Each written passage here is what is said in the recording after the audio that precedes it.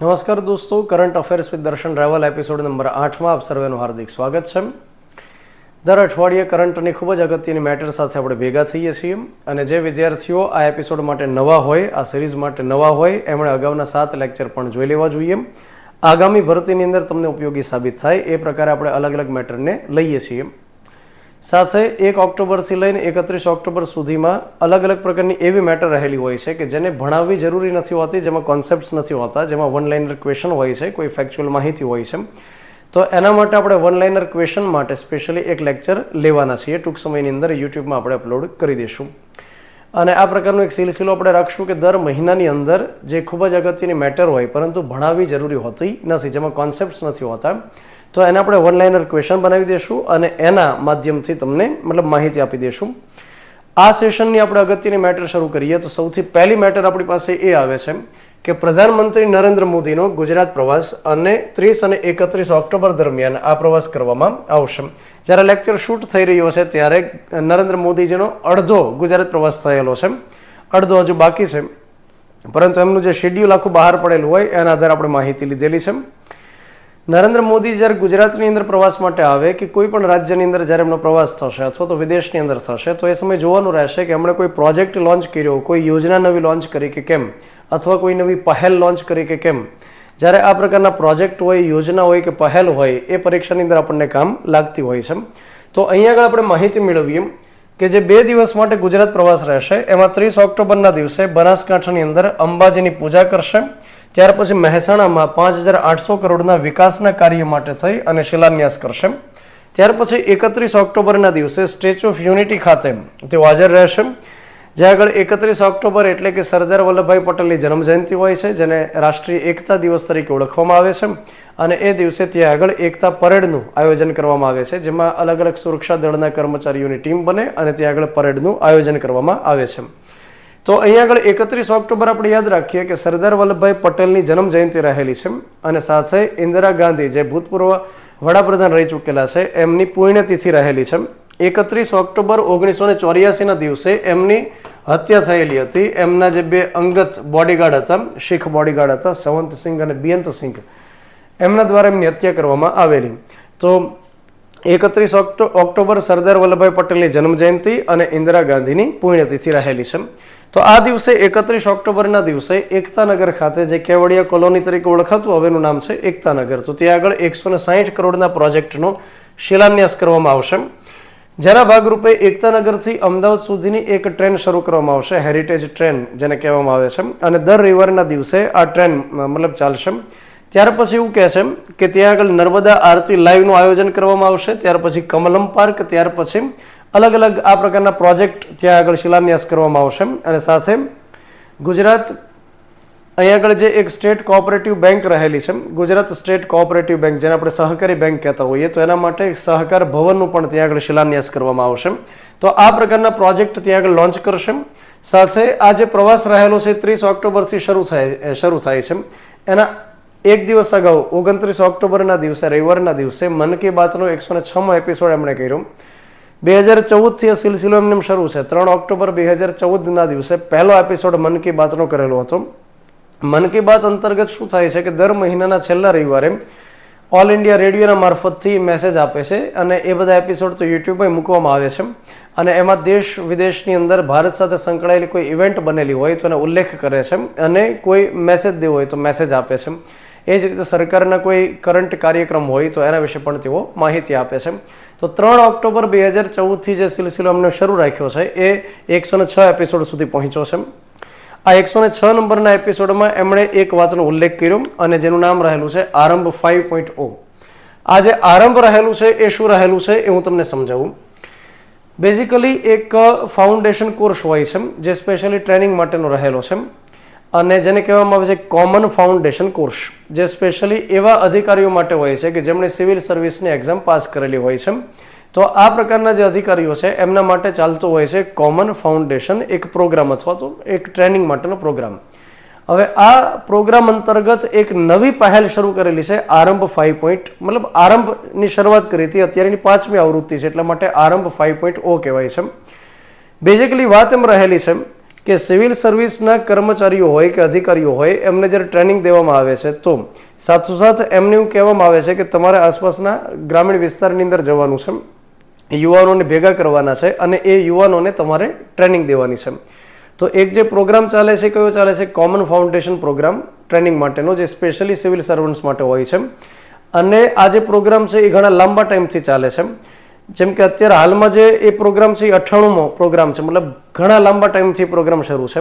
એ અંતર્ગત એમને કહેવામાં આવે કે તમારે આસપાસના ગ્રામીણ વિસ્તારમાં જવાનું, ત્યાં યુવાનોને ભેગા કરવાના, યુવાનોને અલગ અલગ સારી વાતો કરવાની, એમને મોટિવેટ કરવાના, એમને ધંધા રોજગાર અંગે તમારે વાત કરવાની, એમને ભવિષ્યની અંદર કયા પ્રકારે મતલબ આયોજન થવું જોઈએ એના વિશે તમારે તાલીમ આપવાની.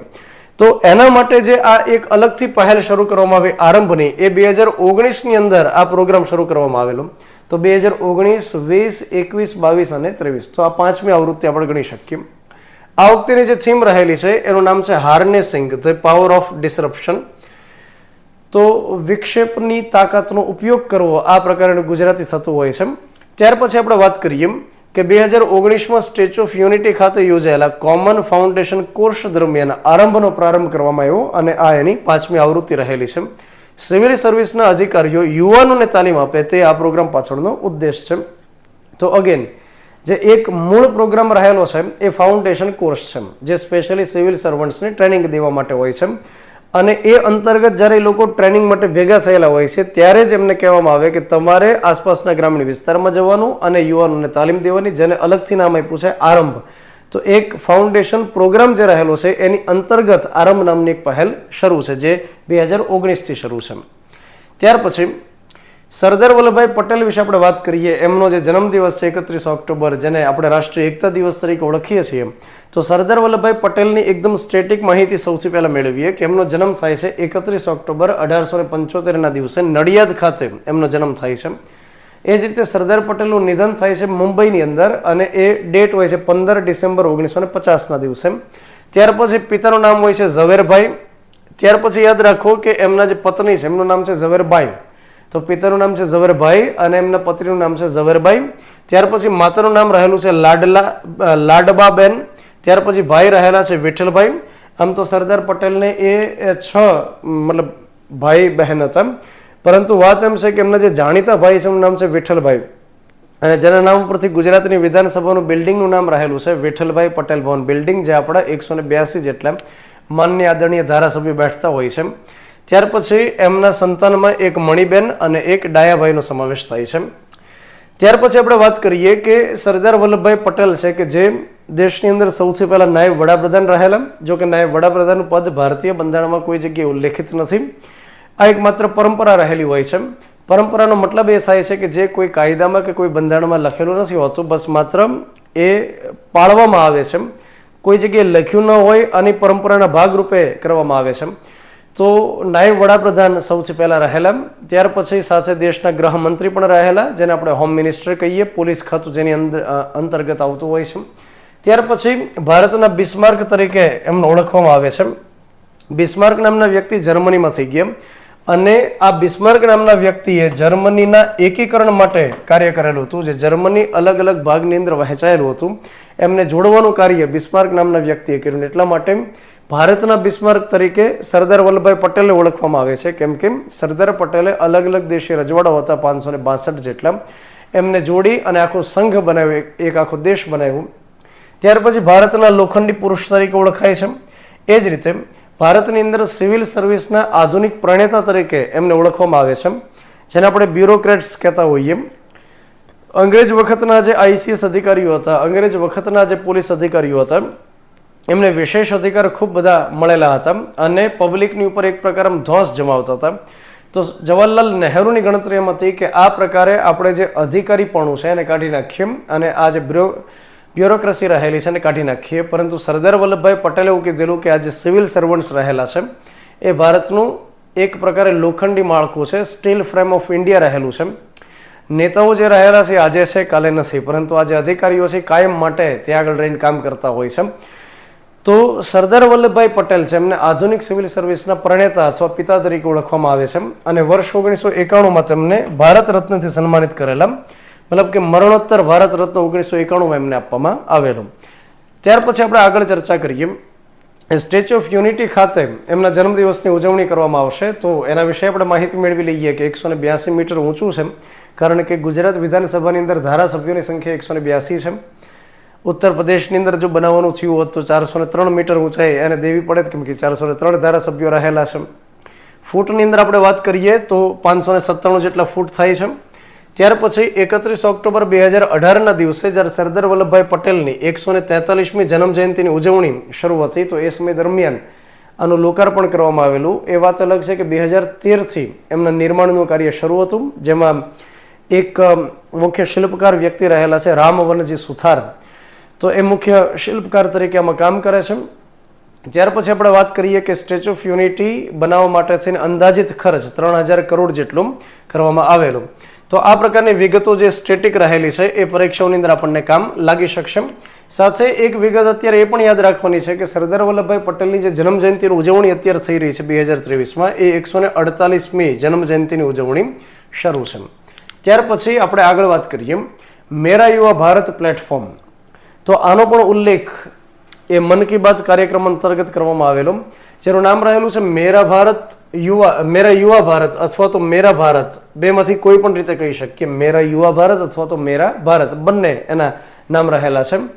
આ શું રહેલું છે તો કે આ એક બોડી રહેલી છે, આ એક સંસ્થા તરીકે કામ કરશે અને એક ઓટોનોમસ સંસ્થા હશે. ઓટોનોમસનો મતલબ થાય છે સ્વાયત્ત સંસ્થા, એટલે કે કોઈ મંત્રાલય નીચે આ સંસ્થા કામ નહીં કરે. તો યાદ રાખો કે મેરા યુવા ભારત અથવા તો મેરા ભારત એક પ્રકારે સ્વાયત્ત સંસ્થા રહેશે, જેનું મુખ્ય કાર્ય એ છે કે દેશભરની અંદર 15 થી 29 વર્ષની વય જૂથના બાળકોને અથવા તો એવા યુવાનોને ટ્રેનિંગ દેવાનું મુખ્ય કાર્ય રહેશે.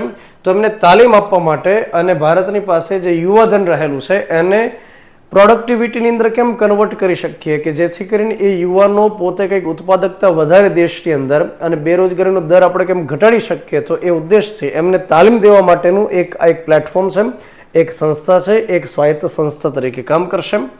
તો આ એક મેરા યુવા ભારત પ્લેટફોર્મ છે, એને 31 ઓક્ટોબરના દિવસે લોન્ચ કરવાની વાત કરવામાં આવેલી છે. ત્યાર પછી અન્ય મેટર તરફ આપણે આગળ વધીએ અને આ મેટર રહેલી છે કે ગીતા પ્રેસ ગોરખપુરના ટ્રસ્ટી બેજનાથ અગ્રવાલનું નિધન થયું છે તાજેતરમાં. તો આને લઈ અને સવાલ આપણને પરીક્ષામાં પૂછાઈ શકે. તો આપણે મેટર અંતર્ગત ગીતા પ્રેસ વિશે પણ વાત કરશું. અને ત્યાર પછી આ જે ગીતા પ્રેસ રહેલું છે વર્ષ 2021 માટેનો આંતરરાષ્ટ્રીય ગાંધી શાંતિ પુરસ્કાર આપવામાં આવેલો, તો એના વિશે પણ આપણે વાત કરશું.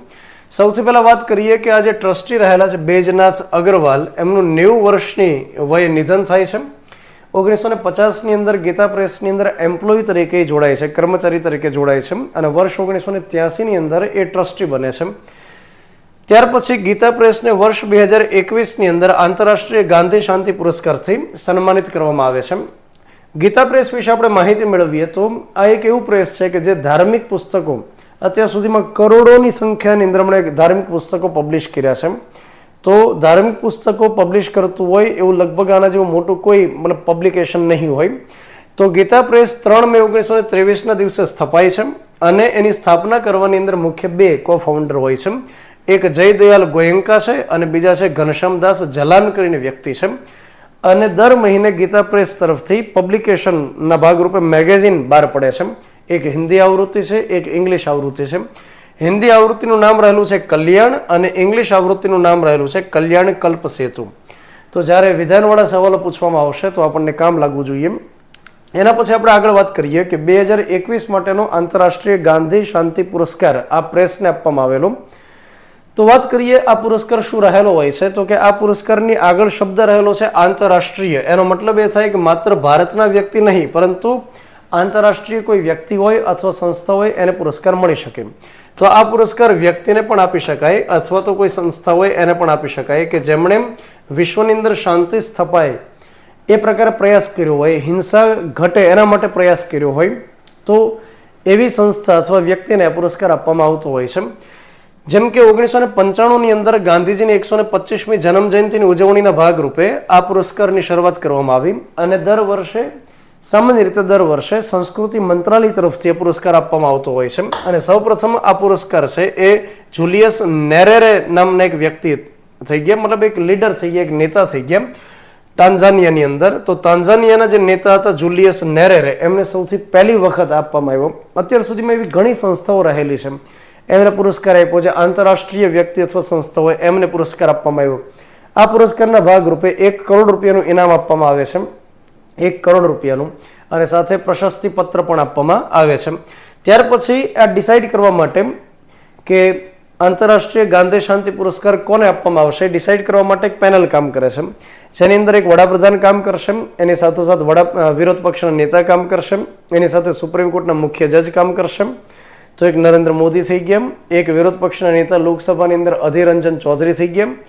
વિરોધ પક્ષના નેતાનું મહત્વ ખૂબ વિશેષ રહેલું હોય છે, અલગ અલગ પ્રકારની નિમણૂક કરવાની હોય તો એમાં પણ કામ કરે છે, એ જ રીતે આ પ્રકારના પુરસ્કાર ડિસાઇડ કરવાનો ત્યારે પણ કામ કરે છે. તો એક અધીર રંજન ચૌધરી થઈ ગયા. એ જ રીતે સુપ્રીમ કોર્ટના મુખ્ય જજ જે ડીવાય ચંદ્રચૂડ હાલમાં રહેલા છે, સુપ્રીમ કોર્ટના 50મા મુખ્ય જજ આપણે કહી શકીએ. ત્યાર પછી એક લોકસભાના સ્પીકર જે ઓમ બિરલા અત્યારે હાલમાં રહેલા છે એ પણ પેનલમાં ભાગ લેશે. ત્યાર પછી તમારી અને મારી જેવા નિષ્ણાત 2 વ્યક્તિઓ આમાં ભાગ લેશે. તો એમ કરી અને એક આખી પેનલ કામ કરશે જે ડિસાઇડ કરશે કે આ વખતે આંતરરાષ્ટ્રીય ગાંધી શાંતિ પુરસ્કાર કોને આપવાનો છે. ત્યાર પછી અત્યાર સુધીમાં 20 જેટલા વ્યક્તિ અથવા સંસ્થાને આ પુરસ્કાર આપવામાં આવેલો છે. ત્યાર પછી આગળની ચર્ચા આપણે કરીએ. ચર્ચા એ રહેલી છે કે રામ મંદિર જે અયોધ્યાની અંદર અત્યારે બની રહ્યું છે, તો જે ભવ્ય મંદિર અત્યારે નિર્માણાધીન છે, તેમની પ્રાણ પ્રતિષ્ઠા, રામ ભગવાનની પ્રાણ પ્રતિષ્ઠા, ત્યાં મૂર્તિને મૂકીને પ્રાણ પ્રતિષ્ઠા 22 જાન્યુઆરી 2024ના દિવસે કરવામાં આવશે. તો ડેટ આપણને પરીક્ષાની અંદર પૂછાવી જોઈએ. તો તાજેતરની અંદર શું થયું છે કે જે રામ મંદિરના નિર્માણ માટે થઈને એક ટ્રસ્ટ બનાવવામાં આવેલું છે, તો એ ટ્રસ્ટ તરફથી, મતલબ એ ટ્રસ્ટનું નામ રહેલું છે કે શ્રી રામ જન્મભૂમિ તીર્થ ક્ષેત્ર ટ્રસ્ટ. આ ટ્રસ્ટ સ્પેશિયલી એટલા માટે જ કેન્દ્ર સરકારે બનાવેલું છે કે જે રામ મંદિરના બાંધકામ ઉપર દેખરેખ રાખી શકે અને એનો વહીવટ કરી શકે. તો એના માટે કેન્દ્ર સરકારે બનાવેલું એક ટ્રસ્ટ છે, જેનું નામ અગેન શું રહેલું છે, શ્રી રામ જન્મભૂમિ તીર્થ ક્ષેત્ર ટ્રસ્ટ. એના જનરલ સેક્રેટરી ચંપત રાય તરફથી ઓફિશિયલી નરેન્દ્ર મોદીજીને ઇન્વિટેશન આપવામાં આવ્યું છે કે તમારા વરદ હસ્તે 22 જાન્યુઆરી 2024ના દિવસે રામ મંદિરની અંદર પ્રાણ પ્રતિષ્ઠાનો કાર્યક્રમ આપણે કરશું. તો આ એના માટેનો ફોટો રહેલો છે કે ચંપત રાય જેમને ઇન્વિટેશન આપી રહ્યા છે. ત્યાર પછી આપણે આગળ ચર્ચા કરીએ.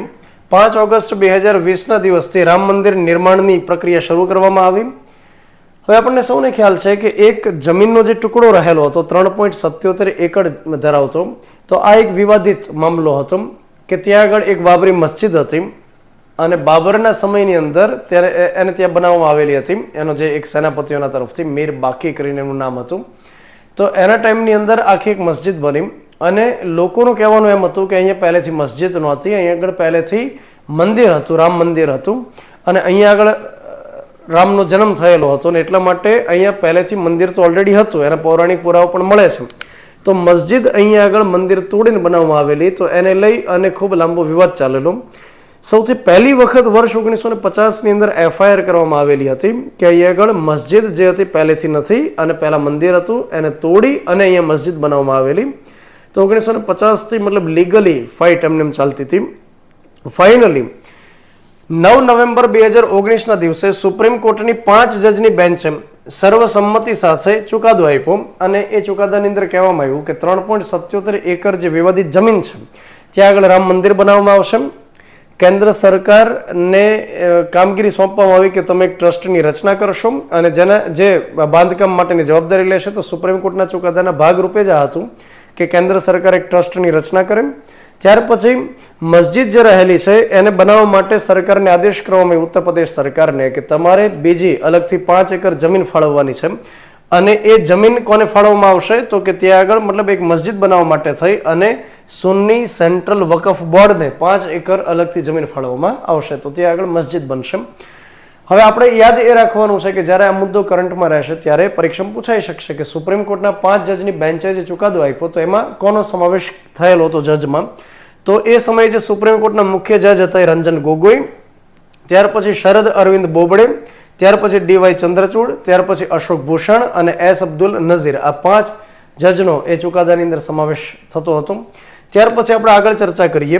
હમણાં જે આપણે ટ્રસ્ટની વાત કરી, શ્રી રામ જન્મભૂમિ તીર્થ ક્ષેત્ર ટ્રસ્ટ, આ ટ્રસ્ટની રચના સુપ્રીમ કોર્ટના ચુકાદાના ભાગરૂપે કેન્દ્ર સરકારે કરેલી હતી અને ટ્રસ્ટની રચના થાય છે 5 ફેબ્રુઆરી 2020ના દિવસે, જેમાં સરકારે મતલબ અલગ અલગ અધિકારીઓ, જે વરિષ્ઠ આઈએસ પ્રકારના અધિકારીઓ હોય એમની નિમણૂક કરી, કેટલાક મહંત વ્યક્તિ હતા એમની નિમણૂક કરી. તો મોટાભાગે સરકારના અધિકારીઓમાં કામ કરે છે, દેખરેખ રાખે છે અને ટોટલ 15 જેટલા સભ્યો, 15 સભ્યોનું બનેલું આ ટ્રસ્ટ કામ કરે છે. 15 સભ્યોની અંદર એક વ્યક્તિને અધ્યક્ષ બનાવવામાં આવ્યા છે, જેનું નામ છે મહત નૃત્ય ગોપાલદાસ કરીને ટ્રસ્ટના અધ્યક્ષ રહેલા છે. ત્યાર પછી સચિવની અંદર ચંપત રાય છે, જેમણે હમણાં ઓફિશિયલી ઇન્વિટેશન આપ્યું. ત્યાર પછી મંદિર બાંધકામ સમિતિના અધ્યક્ષ એક વ્યક્તિ રહેલા છે, નૃપેન્દ્ર મિશ્રા કરીને વ્યક્તિ છે. તો આમાંથી પણ સવાલ આપણને પરીક્ષામાં આવી શકે. ત્યાર પછી આપણે આગળ ચર્ચા કરીએ.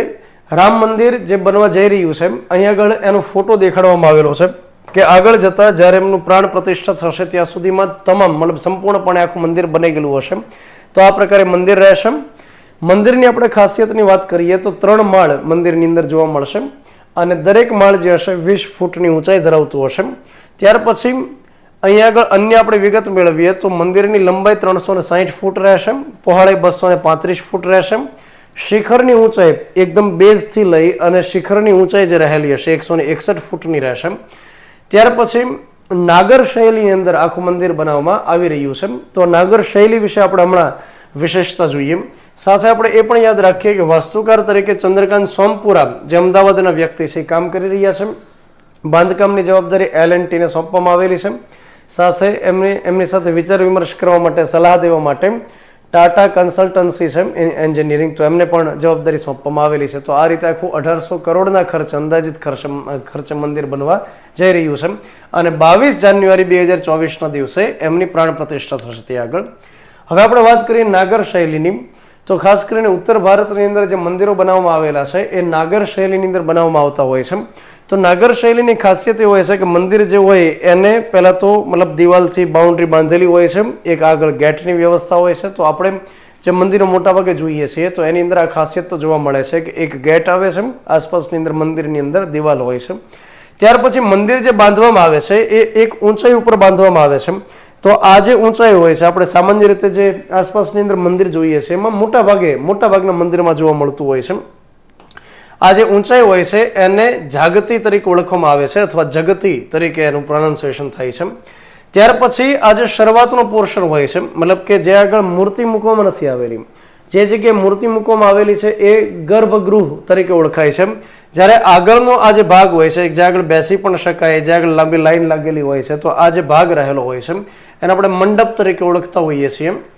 ત્યાર પછી આગળની વાત કરીએ કે જે જગ્યાએ મૂર્તિ રાખવામાં આવેલી હોય છે એ આખો ગર્ભગૃહનો ભાગ રહેલો હોય છે. ત્યાર પછી આ આખો એક શિખરનો ભાગ રહેલો છે.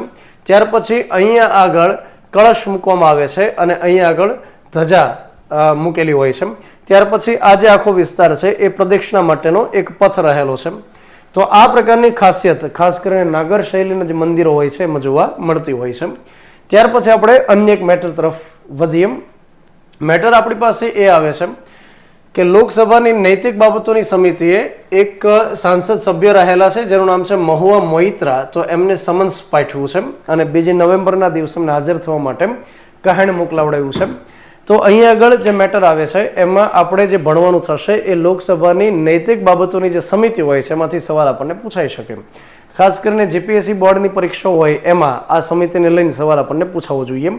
તો મેટર એ રહેલી છે કે એક સાંસદ સભ્ય છે, જે આગળ ફોટાની અંદર આપણને દેખાય છે. તો આ જે સાંસદ સભ્ય રહેલા છે એનું નામ છે મહુવા મોઇત્રા કરીને નામ છે. થોડો વિચિત્ર નામ છે, મહુવા મોઇત્રા. તૃણમૂલ કોંગ્રેસના સાંસદ સભ્ય છે. તૃણમૂલ કોંગ્રેસના સાંસદ સભ્ય મહુવા મોઇત્રા ઉપર એક બીજેપીના સાંસદ સભ્ય છે એમણે કેટલાક આરોપ લગાડેલા છે અને બીજેપીના જે સાંસદ સભ્ય છે એનું નામ છે નિશિકાંત દુબે કરીને એક બીજેપીના સાંસદ છે, નિશિકાંત દુબે. એમણે મહુવા મોઇત્રાની ઉપર આરોપ એ લગાડેલા છે કે એમણે એક બિઝનેસમેન રહેલા છે અને એ બિઝનેસમેન જે રહેલા છે એનું નામ છે દર્શન હીરાચંદાની. તો મારું જ નામ રહેલું છે બિઝનેસમેનમાં. દર્શન હીરાચંદાની કરીને જે એક બિઝનેસમેન છે એની પાસેથી આમણે મતલબ આ જે વ્યક્તિ રહેલા છે મોઇત્રા, એમણે લાંચ રૂશ્વત લીધી, એમની પાસેથી પૈસા લીધા અને ત્યાર પછી લોકસભાની અંદર એમણે અદાણીની ઉપર વધારે ક્વેશ્ચન્સ પૂછ્યા અને નરેન્દ્ર મોદી અને અદાણી બંનેની વચ્ચે લિંક હોય એ પ્રકારે એમણે ઘણા પ્રશ્નો પૂછ્યા. મતલબ કે એમણે જાણી જોઈ અને શું કર્યું છે તો કે અદાણીને ટાર્ગેટ કરવાનો પ્રયાસ કર્યો છે. તો એમની નૈતિકતા ઉપર સવાલ ઉઠાવવામાં આવ્યા છે કે આમની નૈતિકતા બરોબર નથી, આ વ્યક્તિ એથિકલ નથી અને એમણે એક બિઝનેસમેનની પાસેથી પૈસાઓ લીધા અને પૈસા લીધા પછી એમણે લોકસભાની અંદર જાણી જોઈ અને અદાણીની ઉપર ક્વેશ્ચન્સ કર્યા અને એમને ટાર્ગેટ કર્યા. તો આ પ્રકારે નિશિકાંત દુબે કરીને જે બીજેપીના સાંસદ સભ્ય છે એમણે લોકસભાના અધ્યક્ષને ફરિયાદ કરી. લોકસભાના અધ્યક્ષે આ આખી જે મેટર છે, આખા જે એલિગેશન્સ છે, જે આરોપ છે એ સોંપી દીધા છે એક સમિતિને, જે સમિતિને આપણે કહીએ છીએ નૈતિક બાબતોની સમિતિ. તો હવે આપણે ચર્ચા એ કરીએ કે આ સમિતિ કઈ રીતે કામ કરે છે. વર્ષ 1996ની અંદર જ્યારે પ્રિસાઇડિંગ ઓફિસર્સની એક મિટિંગ યોજવામાં આવી. પ્રિસાઇડિંગ ઓફિસરને ગુજરાતીમાં આપણે કહીએ પીઠાસીન અધિકારી. પીઠાસીન અધિકારીનો મતલબ એ થાય કે જે લોકસભાની અંદર જે સંભાળવાનું કામ કરે છે, લોકસભાની અંદર જે અધ્યક્ષ હોય, એ જ રીતે રાજ્યસભાની અંદર જે સભાપતિ હોય, તો જે કેપ્ટનની ભૂમિકામાં હોય છે. તો 1996ની અંદર જ્યારે એમની મિટિંગ યોજાણી ત્યારે આ એક મુદ્દો ચર્ચામાં આવ્યો કે આપણે એક એવી સમિતિ બનાવીએ કે જ્યારે સાંસદ સભ્યની ઉપર એમની નૈતિકતાની ઉપર કોઈ ક્વેશ્ચન્સ કરવામાં આવે, કોઈ આરોપ લગાડે તો એની તપાસ કરી શકે. ત્યાર પછી વર્ષ 1997માં રાજ્યસભામાં આ પ્રકારની સમિતિની રચના કરવામાં આવી. એ સમયે ત્યાં આગળ KR નારાયણન કરીને જે વ્યક્તિ હતા સભાપતિ રાજ્યસભાની અંદર હતા. ત્યાર પછી લોકસભાની અંદર કામચલાઉ ઢબે એડહોક કમિટી બનાવવામાં આવી. એડહોકનો મતલબ થાય થોડા સમય માટે, ટેમ્પરરી, રોડવા પૂરતું જેને આપણે કહી શકીએ. તો વર્ષ 2000ની સાલમાં લોકસભામાં આ પ્રકારની સમિતિની રચના કરવામાં આવી અને 2015થી લોકસભાની અંદર કાયમી ધોરણે મતલબ દર વર્ષે આ પ્રકારની સમિતિની રચના શરૂ કરી. તો આ સમિતિ 1 વર્ષ માટે કામ કરે છે.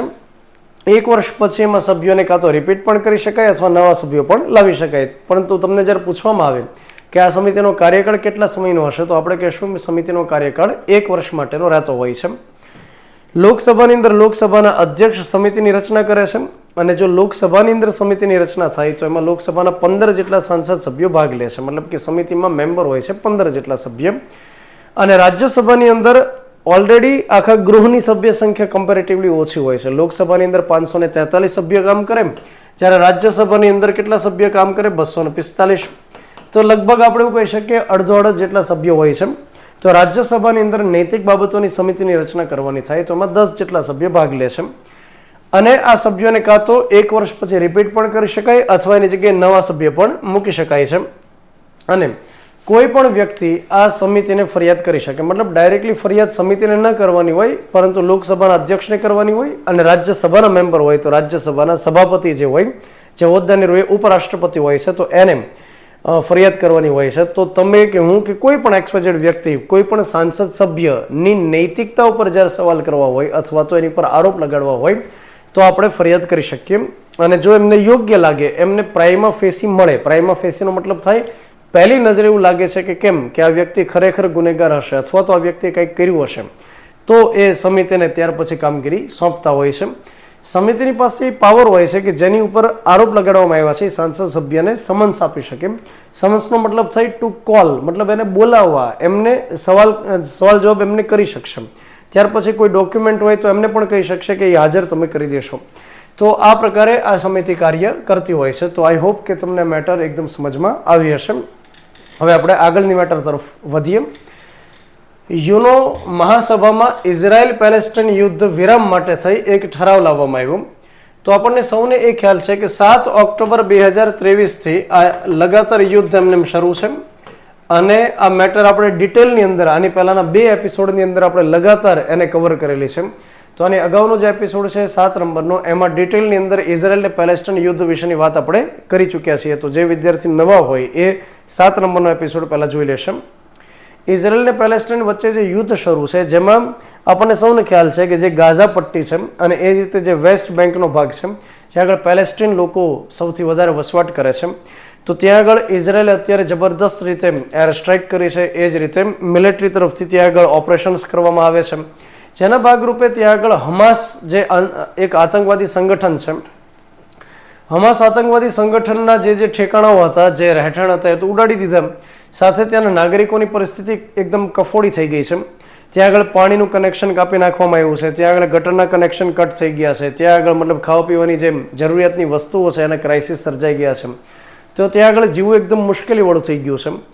જો કે WHO ની આખી ટીમ મતલબ ત્યાં આગળ કામ કરે છે, ત્યાં આગળ એક માનવતાવાદી અભિગમના ભાગરૂપે કામ કરવામાં આવે છે.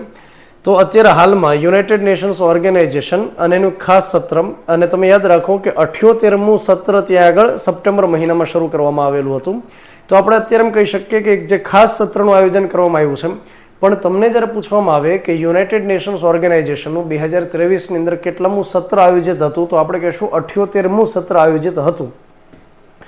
યુનાઇટેડ નેશન્સ ઓર્ગેનાઇઝેશન કે જેમાં 193 જેટલા સભ્ય દેશ છે, અને દર વર્ષે એમની સામાન્ય સભાની મિટિંગ યોજાય છે. સામાન્ય સભા એ યુનોનું એક અંગ રહેલું છે, અને એની દર વર્ષે મિટિંગ યોજાય છે, જેમાં જેટલા સભ્ય દેશ હોય એમાંથી 5 જેટલા મેમ્બર ભાગ લઈ શકે. મતલબ ભારત હોય તો એમાંથી 5 પ્રતિનિધિ તેમાં ભાગ લઈ શકે.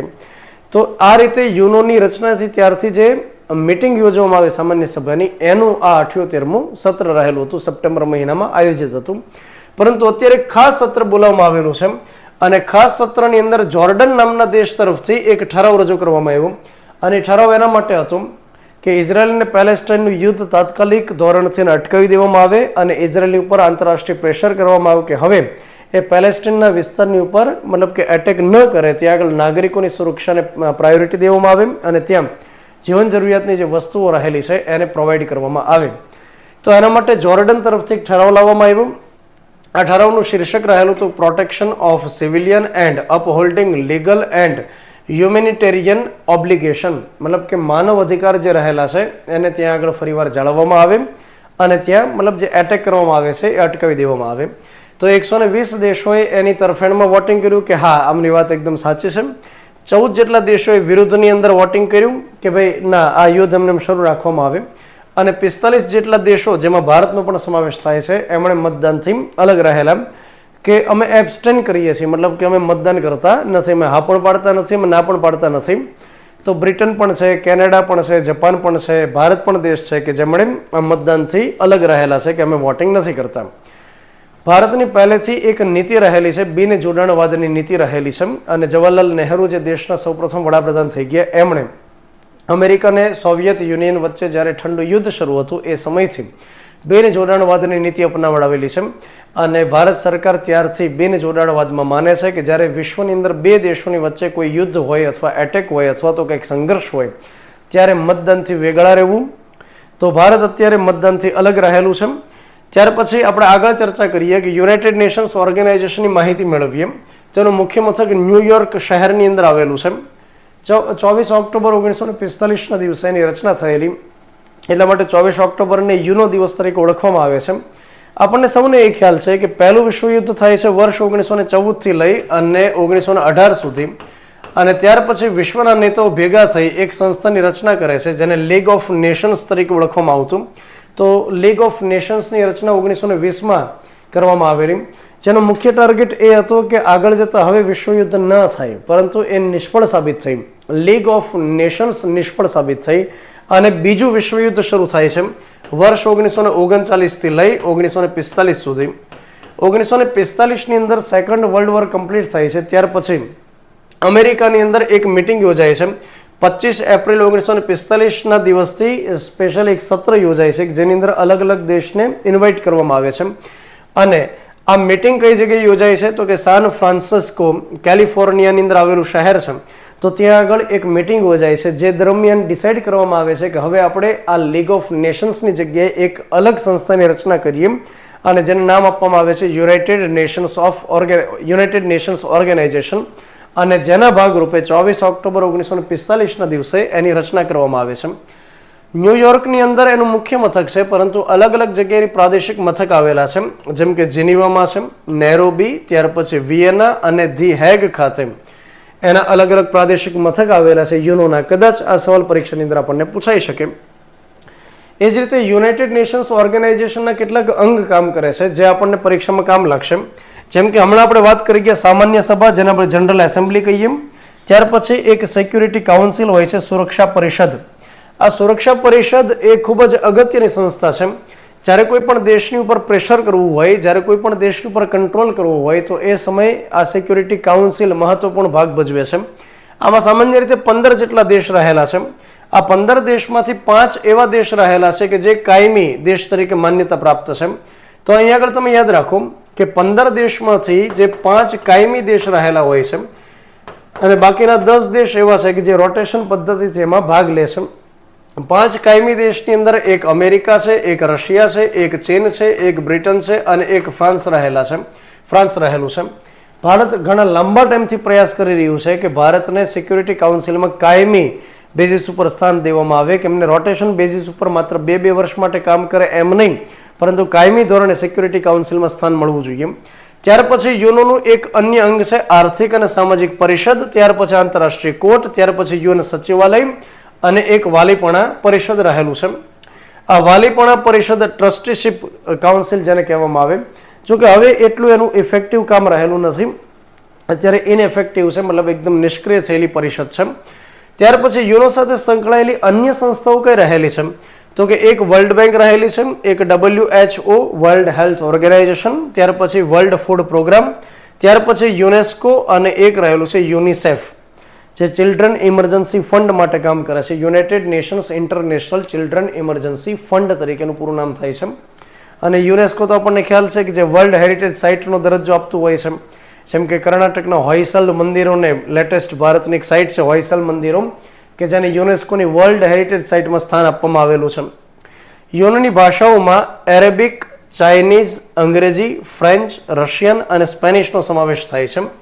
ત્યાર પછી અત્યારે હાલમાં તમને પૂછવામાં આવે કે યુએનઓની સામાન્ય સભાના અધ્યક્ષ કોણ રહેલા છે, તો એનું નામ આપણે યાદ રાખશું, ડેનિસ ફ્રાન્સિસ કરીને વ્યક્તિ રહેલા છે, જે ત્રિનિદાદના ડિપ્લોમેટ વ્યક્તિ રહેલા છે, ત્રિનિદાદના.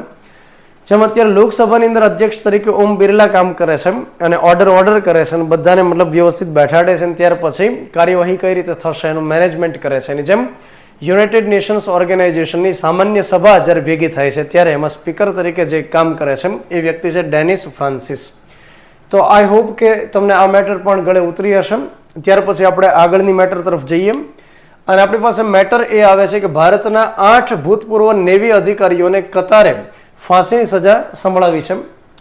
તો જ્યારે આ પ્રકારની મેટર, આંતરરાષ્ટ્રીય મેટર ભારતની સાથે સંકળાયેલી આવે છે તો એમાંથી પરીક્ષામાં લગભગ સવાલ બનતો હોય છે. જેમ કે હું તમને એક્ઝામ્પલ આપું કે આની અગાઉ લગભગ 2017ની મેટર રહેલી છે. એક ભારતના નેવીની અંદર જ કામ કરતા એક ભૂતપૂર્વ વ્યક્તિ રહેલા હતા, જેનું નામ હતું કુલભૂષણ જાધવ. આ કુલભૂષણ જાધવ કરીને જે વ્યક્તિ હતા એ જ્યારે રિટાયર્ડ થયા નેવીમાંથી, ત્યાર પછી એ પોતે બિઝનેસ કરતા, ઇમ્પોર્ટ અને એક્સપોર્ટનો વ્યવસાય કરતા અને ખાસ કરીને પોતાની પ્રોડક્ટ પાકિસ્તાન અને અફઘાનિસ્તાનની અંદર પહોંચાડતા. અને એ સમય દરમિયાન પાકિસ્તાનમાં કોઈ એક સમય જઈ ચડેલા અને પાકિસ્તાની ખુફિયા પોલીસ તરફથી એમની ધરપકડ કરવામાં આવી અને એમણે જાહેર કર્યું કે ભારતનો જાસૂસ છે અને જેને અમે પકડીએ છીએ.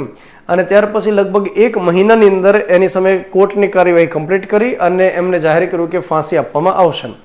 અને જ્યારે એમને ફાંસીની સજા ડિક્લેર થઈ ત્યાર પછી ભારત સરકારને જાણ કરવામાં આવેલી કે તમારો એક જાસૂસ અમે પકડેલો, કુલભૂષણ જાધવનું નામ છે અને એને અમે ફાંસી દેવાના છીએ. તો ભારત સરકારને સમય નવાઈ લાગેલી કે ભાઈ અમારા બધા જાસૂસ રડારની અંદર છે, તમે જે વ્યક્તિને પકડ્યા છે એ ભારતના જાસૂસ નથી, એ ખરેખર નેવીમાં પહેલાં કામ કરતા અને અત્યારે બિઝનેસ કરે છે, તમને છોડી દેવામાં આવે. જોકે પાકિસ્તાન એ સમય માન્યું નહોતું અને ત્યાર પછી આંતરરાષ્ટ્રીય કોર્ટની અંદર આખી મેટર લઈ જવામાં આવેલી અને હરીશ સાલ્વે કરીને ભારતના એક વકીલ રહેલા છે, એમણે ભારત સરકારનો પક્ષ ત્યાં રજૂ કરેલો અને એ જે નિર્ણય છે કે કુલભૂષણ જાધવને ફાંસી દેવામાં આવશે એની ઉપર સ્ટે લગાડવામાં આવેલો. તો આ મેટર આની અગાઉ આવેલી પરીક્ષામાં અને જ્યારે મેટર આવી હતી ત્યારે હરીશ સાલ્વે જે વકીલ હતા એમનું નામ પરીક્ષાની અંદર પૂછવામાં આવેલું. તો આ એ પ્રકારની એક મેટર રહેલી છે. અત્યારે જે દેશ છે કતાર નામનો દેશ છે, મધ્ય એશિયાની અંદર આવેલો દેશ છે. નકશાની અંદર આપણે જોઈએ તો અહીંયા આપણે જોઈ શકીએ કે આ વિશ્વનો મેપ છે, અહીંયા આગળ ભારત રહેલું છે અને અહીંયા આગળ રહેલું છે કતાર. અને જે આપણે અત્યારે મતલબ વિશ્વના મેપની અંદર તો જોઈ નથી શકતા, એકદમ ઝૂમ કરીને જોવું પડશે. જ્યારે અહીંયા આગળ આપણે એકદમ ઝૂમ કરીને જોઈએ તો જોઈ શકાય છે આ દેશ રહેલો છે કતાર, જે સાઉદી અરેબિયાને બાઉન્ડ્રી શેર કરે છે. ત્યાર પછી પર્શિયન ગલ્ફની અંદર, અખાતની અંદર મતલબ આવેલો છે, આસપાસની અંદર મતલબ પર્શિયન ગલ્ફ આવેલો છે. એની એકદમ નજીક અહીંયા દેશ રહેલો છે જેનું નામ છે બહેરીન કરીને દેશ રહેલો છે. તો આ જે કતાર રહેલો છે કે જેની રાજધાની દોહા છે અને જેનું ચલણ કતારી રિયાલ છે, તો કતાર દેશની અંદર ભારતના 8 નેવીના અધિકારીઓ, ભૂતપૂર્વ નેવીના અધિકારીઓ, અને સામાન્ય રીતે ત્યાં આગળ એ કામ કરતા હતા એક કંપનીની અંદર જે ડિફેન્સ સર્વિસ પ્રોવાઈડ કરે. તો એ કંપનીની અંદર જે પ્રાઇવેટ એક કંપની છે અને એમાં તેઓ કામ કરતા. એ કંપનીનું નામ રહેલું છે અલ દહારા ગ્લોબલ ટેકનોલોજીસ એન્ડ કન્સલ્ટન્સી. તો એક પ્રાઇવેટ કંપની રહેલી હતી જ્યાં આગળ આ 8 અધિકારીઓ, ભૂતપૂર્વ અધિકારીઓ કામ કરતા. જો કે હવે આ કંપનીનું નામ ચેન્જ થઈ ગયું છે કેમ કે બીજી કોઈ કંપની એને હાયર કરી લીધી છે એટલા માટે. તો અત્યારે આપણે સર્ચ કરીએ તો એ નથી મળતી, પણ આ અધિકારીઓમાં કામ કરતા. તો આ જ્યારે કામ કરતા તો એમની પર આરોપ લગાડવામાં આવ્યો છે. અત્યારે એકદમ ડિટેલમાં શું ચાર્જ લગાડ્યું એ કીધું નથી. ભારત સરકાર એકદમ જાણકાર નથી એનાથી કે ડિટેલમાં શું ચાર્જ લગાડ્યો છે, પણ એવી વાત સામે આવી છે કે એમની ઉપર આરોપ લાગ્યા છે કે આ ભારત તરફથી કતારની અંદર જાસૂસીનું કામ કરતા હતા અને એટલા માટે એમને અરેસ્ટ કરવામાં આવ્યા. અરેસ્ટ કરવામાં આવે છે 30 ઓગસ્ટ 2022ના દિવસે. ત્યાર પછી માર્ચ મહિનાની અંદર ત્યાં આગળ કતારની કોર્ટમાં એની સામે કાર્યવાહી શરૂ કરી અને અત્યારે ઓક્ટોબર મહિનાની અંદર 26 તારીખના દિવસે જાહેર કરવામાં આવ્યું કે એમને ફાંસી આપવામાં આવશે. અત્યારે ભારત સરકાર પૂર્ણ પ્રયાસ કરી રહી છે કે એ ફાંસીને અટકાવવામાં આવે અને કતારની સરકારને કહેવામાં આવે કે એમને છોડી દેવામાં આવે. ભારત અને કતારના રિલેશન્સ કેવા છે તો આપણે વાત કરીએ કે ડોક્ટર મનમોહન સિંહ પહેલા એવા ભારતના વડાપ્રધાન હતા કે જેમણે કતારની અંદર ઓફિશિયલી મુલાકાત લીધેલી હોય. ડોક્ટર મનમોહન સિંહનો સમયગાળો 2004 થી લઈને 2014 સુધીનો હતો. ત્યાં સુધી વડાપ્રધાન હતા અને એ દરમિયાન એમણે લગભગ 2007 અથવા 8ની અંદર કતારની મુલાકાત લીધેલી હતી. ત્યાર પછી 2015ની અંદર એમના જે આમિર તરીકે ઓળખાય, મતલબ આપણે જેમ રાષ્ટ્રપતિ સર્વોચ્ચ પદ હોય છે ત્યાં આગળ આમિર કરીને સર્વોચ્ચ પદ હોય છે, તો એમણે ભારતની મુલાકાત લીધેલી. ત્યાર પછી નરેન્દ્ર મોદીજીએ ત્યાં આગળ મુલાકાત લીધી. ત્યાર પછી ભારતના જે વિદેશ મંત્રી છે એસ જયશંકર, એમણે અત્યાર સુધીમાં લગભગ 3 વખત કતારની મુલાકાત લીધેલી છે.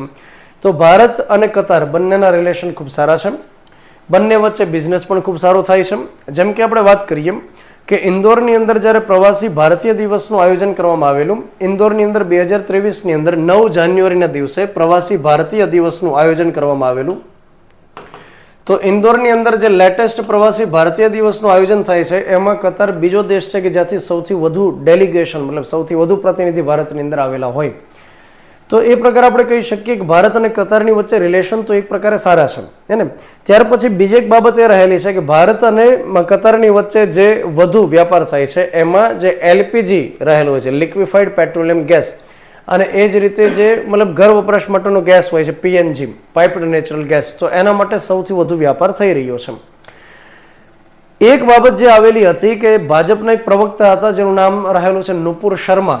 એમણે કોઈ ટીવી ડિબેટની અંદર મોહમ્મદ પૈગંબર વિશે કંઈક સ્ટેટમેન્ટ આપ્યું, મતલબ વિવાદિત સ્ટેટમેન્ટ હતું. ત્યાર પછી નુપુરની સામે ભારતની અંદર ઠેક ઠેકાણે એફઆઈઆર નોંધવામાં આવેલી. પરંતુ એ સમય દરમિયાન જ્યારે ભાજપના પ્રવક્તા નુપુર શર્માએ મોહમ્મદ પૈગંબર વિશે જ્યારે વિવાદિત સ્ટેટમેન્ટ આપ્યું ત્યારે કતાર પહેલો દેશ હતો કે જેમણે ભારતને એવી અપીલ કરી કે તમે મતલબ એક માફી માગી લ્યો, તમે તમારા દેશની અંદર આ પ્રકારની ઘટના ન બનવી જોઈએ. તો એ સમયે કતાર ઓબ્જેક્શન ઉપાડેલું. ત્યાર પછી આ એક મેટર સામે આવી કે 8 ભૂતપૂર્વ નેવી અધિકારીઓને ત્યાં આગળ અરેસ્ટ કર્યા અને એમને ફાંસીની સજા જાહેર કરી. ત્યાર પછી આપણે અન્ય એક મેટર તરફ આગળ વધીએ. મતલબ હવે આગળની રાહ આપણને ખ્યાલ નથી કે ભારત સરકારમાં લીગલી કોઈ રસ્તો અત્યારે શોધી રહી છે અને ત્યાં પોતાના વકીલ પણ મોકલશે જે 8 પૂર્વ અધિકારીઓ છે એમને નિર્દોષ સાબિત કરવા માટે કહેશે. ત્યાર પછી ત્યાં મેર્સી પ્લી તો કરવામાં આવેલી છે, ત્યાંના જે અમીર છે ત્યાં એમને દયાની અરજી તો કરેલી છે કે ભાઈ તમે એમને માફ કરી દો, જે કાંઈ આરોપ લાગ્યા છે સાચા ખોટા પછીની વાત છે, તમે એમને માફ કરી દો. આ પ્રકારે મેર્સી પ્લી તો કરવામાં આવેલી છે. નવાઈની વાત વળી પાછી એક આમાં એ પણ છે કે આજે વ્યક્તિ રહેલા છે પૂર્ણેન્દુ તિવારી, જે નેવીના અધિકારી હતા અને એમને અત્યારે ત્યાં આગળ અરેસ્ટ કરેલા છે, ફાંસીની સજા ડિક્લેર કરેલી છે. તો પૂર્ણેન્દુ તિવારી એમને 2019ની અંદર પ્રવાસી ભારતીય સન્માનથી એમને સન્માનિત કરવામાં આવેલા. તો અહીંયા આગળ જ્યારે પ્રવાસી ભારતીય દિવસનું આયોજન કરવામાં આવે એમાં એવા વિદેશની અંદર રહેતા મૂળ ભારતીય લોકો કે જેમણે ભારત અને એ દેશની વચ્ચે સંબંધ સુધરે એના માટે પ્રયાસ કર્યા હોય તો એમને આ સન્માનથી સન્માનિત કરવામાં આવે છે. તો આ જે વ્યક્તિ છે એમને 2019ની અંદર એના માટે સન્માનિત કરેલા કે તમારા કારણે ભારત અને કતાર વચ્ચેના રિલેશન્સ સુધરી રહ્યા છે, તો એના માટે ઓલરેડી એમને સન્માનિત કરેલા. ત્યાર પછી એમને આગળ જતા અરેસ્ટ પણ કર્યા અને અત્યારે ફાંસીની સજા પણ કરવામાં આવી. હવે આપણે આગળની મેટર તરફ જઈએ અને એ રહેલી છે para Asian games 2023. Para Asian games તો સાહેબ હમણાં આપણે એક ગેમ્સ વિશે વાત કરી ગયા હતા, એશિયન ગેમ્સ, અને અગાઉના એપિસોડમાં પણ તમે મેટર જોઈ શકશો. એશિયન ગેમ્સનું આયોજન ચીનના હેંગઝુ ખાતે કરવામાં આવેલું, અને એશિયન ગેમ્સની અંદર જો આપણે વાત કરીએ તો ભારતે 107 જેટલા મેડલ જીતેલા. આ આપણે એ સમયે જે મેટર જોયેલી હતી એની વાત છે કે સપ્ટેમ્બર મહિનાની અંદર 23 સપ્ટેમ્બરથી લઈ અને 8 ઓક્ટોબર 2023 દરમિયાન એશિયન ગેમ્સનું આયોજન કરવામાં આવેલું, અને સાથે ભારતે જે 107 જેટલા મેડલ જીત્યા અત્યાર સુધીના રેકોર્ડ બ્રેક આપણે ગણી શકીએ. તો એમાંથી તો સવાલ પરીક્ષામાં પૂછાવું જોઈએ. સાથે તમારે એ પણ યાદ રાખવાનું કે ચીનની અંદર જે એશિયન ગેમ્સનું આયોજન થયું તો એની અગાઉ 2018ની અંદર ઇન્ડોનેશિયા ખાતે આયોજન થયેલું, અને દર 4 વર્ષે જે આયોજન થાય છે તો 2022નું જે આયોજન હતું એ 2023માં થયું. તો હવે જે 2026નું આયોજન હશે એ જપાન ખાતે આયોજન થશે. બેઝિકલી 2022માં જ થવાનું હતું, પરંતુ ચીનની અંદર જે કોરોનાની એક લહેર ચાલી રહી હતી એના કારણે એ કાર્યક્રમ અટકી ગયો. એટલે 2022 પણ ઘણીવાર લખવામાં આવે, ઘણીવાર 2023 પણ લખવામાં આવે છે. એશિયન ગેમ્સની અંદર જે ખેલાડીઓ ભાગ લે છે તો એની અંદર એવા બધા ખેલાડીઓ હોય છે કે એકદમ હૃષ્ટપુષ્ટ હોય છે અને એકદમ સામાન્ય બધા ખેલાડીઓ હોય છે. શારીરિક રીતે એમને કોઈ ખોડખાપ પણ નથી હોતી, પરંતુ એવું પણ ડિસાઇડ કરવામાં આવ્યું કે આ ગેમ્સનું આયોજન કમ્પ્લીટ થાય એટલે એવા દિવ્યાંગ જે ખેલાડીઓ હોય છે તો એમનું પણ આયોજન થવું જોઈએ. તો દિવ્યાંગ ખેલાડીઓ માટે જે આયોજન થાય એને પેરા ગેમ્સ આપણે કહીએ છીએ. તો એશિયન ગેમ્સનું આયોજન કમ્પ્લીટ થયું ત્યાર પછી એક અન્ય ગેમ્સ થઈ જેને આપણે કહીએ પેરા એશિયન ગેમ્સ, અને આનું આયોજન કરવામાં આવ્યું 22 ઓક્ટોબર 2023 થી 28 ઓક્ટોબર 2023 દરમિયાન, જેમાં દિવ્યાંગ ખેલાડીઓ દેશ વિદેશમાંથી ભાગ લે છે, અને એશિયન ગેમ્સની અંદર ખાસ કરીને એશિયાના જેટલા દેશ હોય એના ખેલાડીઓ ભાગ લે છે. તો આમાં ભારતમાંથી અલગ અલગ મતલબ જે ખેલાડીઓ ગયેલા હતા રમવા માટે 303 ખેલાડીઓ હતા, જેમાંથી 191 પુરુષ ખેલાડી હતા અને 112 જેટલા મહિલા ખેલાડી હતા. અને આ વખતે જેમ એશિયન ગેમ્સની અંદર ભારતે પોતાનો એક રેકોર્ડ બનાવ્યો કે 107 જેટલા મેડલ ટોટલ જીત્યા, એમ પેરા એશિયન ગેમ્સની અંદર જે દિવ્યાંગ ખેલાડીઓ છે એમણે પણ એક સરસ રેકોર્ડ કર્યો અને અત્યાર સુધીમાં સૌથી સારામાં સારું પરફોર્મન્સ આપ્યું. ટોટલ 111 મેડલ પેરા એથ્લેટ્સે જીતેલા છે. આ 111 મેડલમાંથી આપણે વાત કરીએ તો 29 ગોલ્ડ મેડલ છે, 31 સિલ્વર મેડલ છે અને 51 બ્રોન્ઝ મેડલ જીતેલા છે. તો અત્યાર સુધીનું ખૂબ સારામાં સારું પ્રદર્શન ભારતે કર્યું છે એશિયન ગેમ્સની અંદર અને પેરા એશિયન ગેમ્સની અંદર. તો આમાંથી સવાલ આપણને ચોક્કસથી નીકળવો જોઈએ. ત્યાર પછી આપણે અન્ય મેટર આપણે જોઈએ તો આની અગાઉની જે 2018ની અંદર પેરા એશિયન ગેમ્સનું આયોજન ઇન્ડોનેશિયા ખાતે થયેલું હતું, તો એમાં પેરા એથ્લીટ્સે 72 જેટલા મેડલ જીતેલા હતા. ત્યાર પછી 3 નવા રેકોર્ડ કરવામાં આવેલા છે, મતલબ વર્લ્ડ રેકોર્ડ પેરા ગેમ્સ અંતર્ગત થયેલા છે એશિયન્સની અંદર. મતલબ કે પેરા એશિયન ગેમ્સ અંતર્ગત અત્યાર સુધીમાં જે અલગ અલગ રેકોર્ડ હતા એમાં વર્લ્ડ રેકોર્ડ 3 થયેલા છે. એક ગુર્જર સુંદરસિંહ કરીને વ્યક્તિ છે, એમણે F46 શ્રેણીની અંદર ભાલા ફેંકવાની અંદર 68.60 મીટર દૂર ભાલો ફેંકી અને એક વર્લ્ડ રેકોર્ડ કર્યો છે કે કોઈ પેરા એથ્લીટે આ પ્રકારે દૂર ભાલો ફેંક્યો નથી. તો આ પહેલો એક રેકોર્ડ કરી નાખ્યો ગુર્જર સુંદરસિંહે. ત્યાર પછી એક અન્ય સુમિત અંટેલ કરીને વ્યક્તિ છે, મતલબ પેરા એથ્લીટ છે, એમણે F64 શ્રેણીની અંદર 73.29 મીટર દૂર ભાલો ફેંકી અને એક વર્લ્ડ રેકોર્ડ કર્યો છે. અને એક આર્ચરીની અંદર મતલબ કે તીરંદાજીની અંદર જે એક ગ્રુપ હોય, જે ટીમ હોય, એમણે 158નો સ્કોર કરી અને વર્લ્ડ રેકોર્ડ કર્યો છે. તો પેરા એશિયન ગેમ્સની અંદર 3 એવો વર્લ્ડ રેકોર્ડ થયા છે કે જે અત્યાર સુધીમાં પેરા એથ્લીટ એટલે કે દિવ્યાંગ ખેલાડીઓ કર્યા નથી. તો એને પણ આપણે યાદ રાખવું જોઈએ. સાથે એક અન્ય વિગત આપણે યાદ રાખો કે જે પરીક્ષામાં પૂછાવી જોઈએ. ગુજરાતની ભાવિના પટેલ છે, જે પેરા એથ્લીટ છે, મતલબ કે દિવ્યાંગ ખેલાડી છે. એથ્લીટ તો આપણે ન કહી શકીએ કેમ કે ટેબલ ટેનિસની અંદર રમે છે. તો મહેસાણાની ખેલાડી છે અને ભાવિના પટેલે એમણે પેરા ટેબલ ટેનિસની અંદર બ્રોન્ઝ મેડલ જીત્યો છે. તો એ સવાલ આપણને પરીક્ષામાં પૂછાય.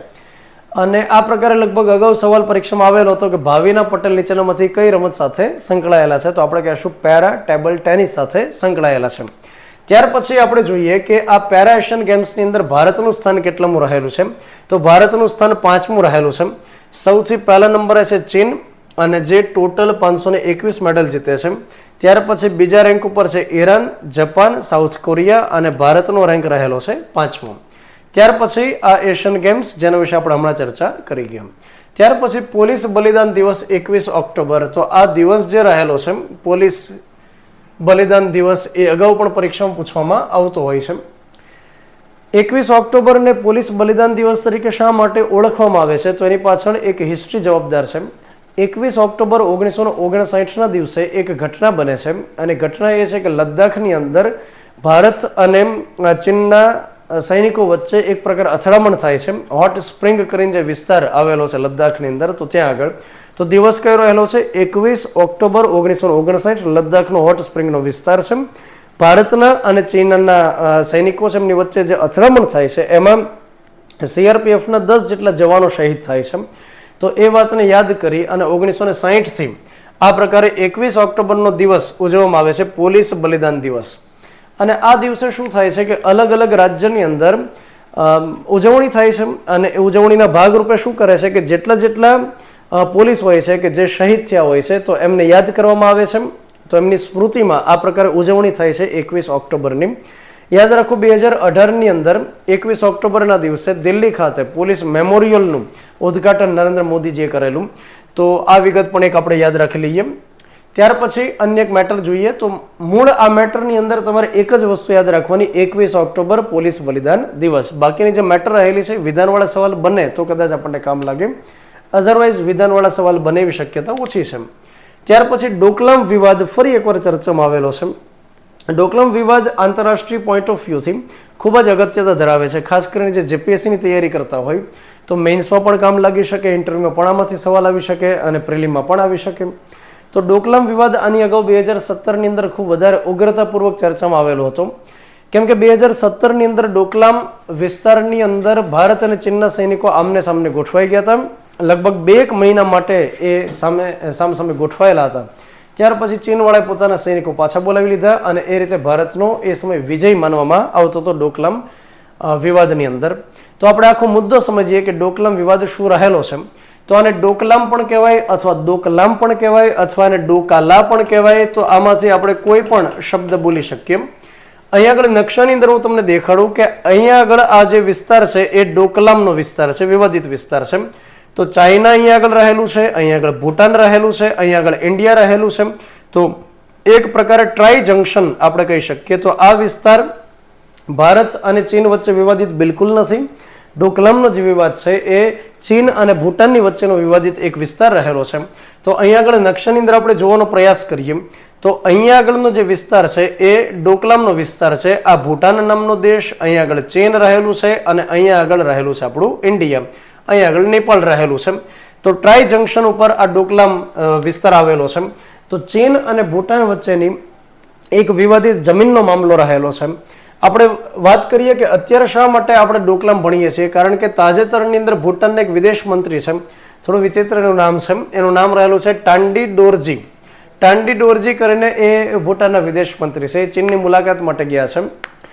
એની મુલાકાત પાછળનો ઉદ્દેશ રહેલો છે સરહદી બાબતોને લઈ અને સમજૂતી કરવી, એ મુખ્ય ઉદ્દેશ છે. તો ભારત માટે કન્સર્ન એટલા માટે છે કે ભૂટાન ત્યાં આગળ ડોકલામને લઈ અને કોઈ પણ પ્રકારનું નમતું ન જોખી દે, એ ભારત માટે કન્સર્ન છે.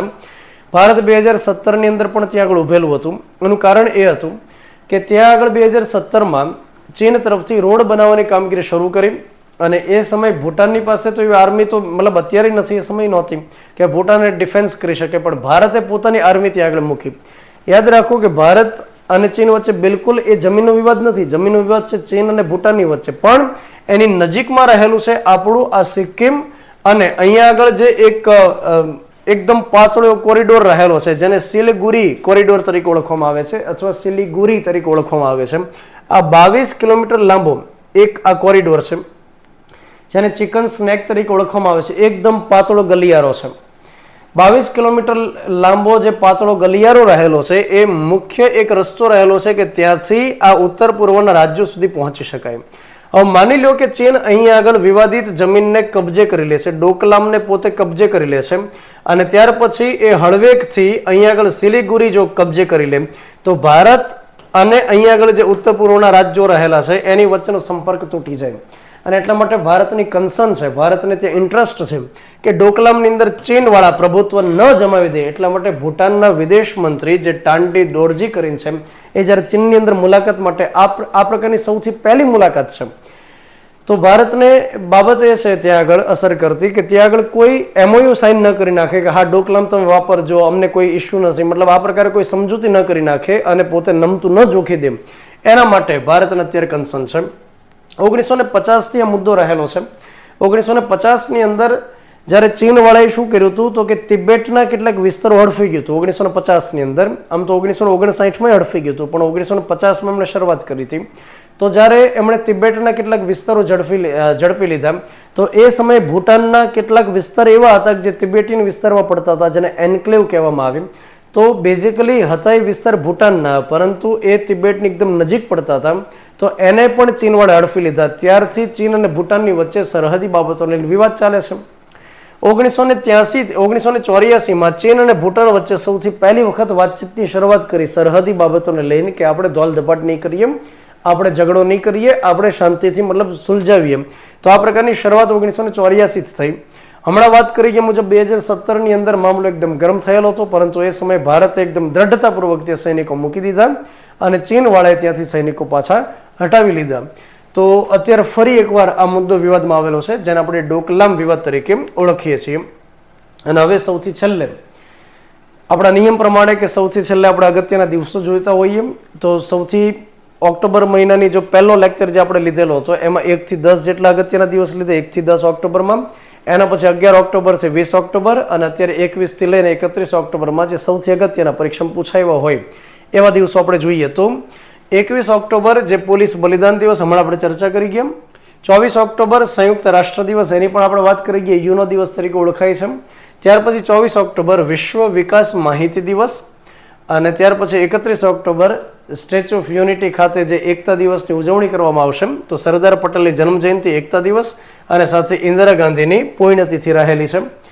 તો આપણે આ સેશનની ખૂબ અગત્યની મેટરની ચર્ચાઓ કરી, અને તમે ફીડબેક મને આપી શકશો.